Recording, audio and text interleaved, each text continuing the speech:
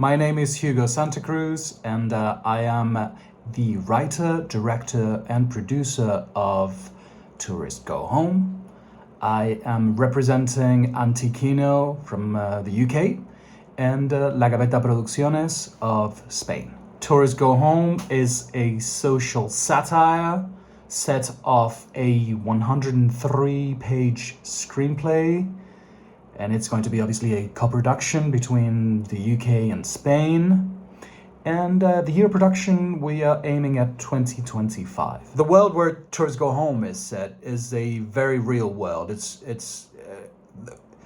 If we think about it, it's perhaps the most pressing issue for young people in the world right now, the housing crisis. I'd like you to think of Tourists Go Home as some sort of train spotting in the tropics. So say we swap the heroine for the housing crisis, and that's kind of what you get with Tourists Go Home.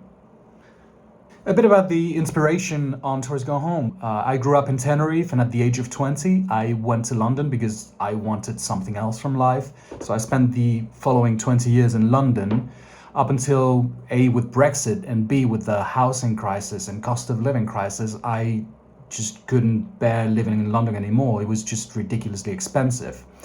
So when I came back to Tenerife, I realized that the issue of the housing crisis was, if not worse, as bad as in London. So I thought, there's a story here, and it's quite a tragic story.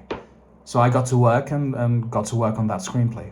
Tourists Go Home tells the story of Ignacio, who is a disillusioned young man who works as a part-time postman, and in his spare time, he artistically vandalizes tourist endeavors, holiday homes, anything to do with digital nomads, etc. One day, whilst he's doing his postman round, a series of events lead him to getting a hold of over 100 keys to holiday homes in Tenerife, and that kickstarts the journey.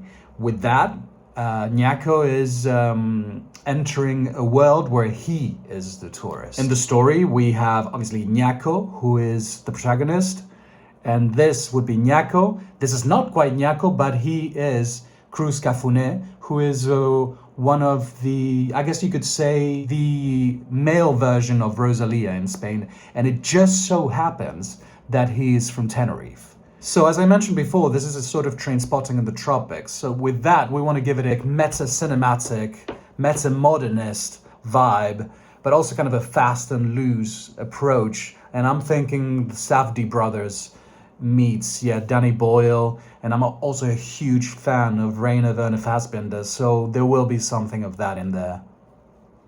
Where we're at with the project at the minute, the script is just finishing a lab in Spain called Isla Ventura, and it's been tutored by David Muñoz, who is one of the great Spanish screenwriters. He was nominated last year to a Goya, and he's worked with Guillermo del Toro. He's done a fantastic job helping me out with making this as industry-friendly as possible, even though it's still an auteur sort of film. There's a production plan which Eduardo Cubillo is dealing with.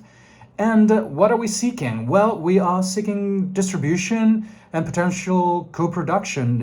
Thus far, this is a Spanish and UK co-production, but hey, the more the merrier. So come on in, join in, give us your money. With that, I just want to say thank you. Thank you for having us. Thank you for being here. And I hope we can have a bit of a laugh here in Tenerife, just maybe go to the beach. Thank you. Bye.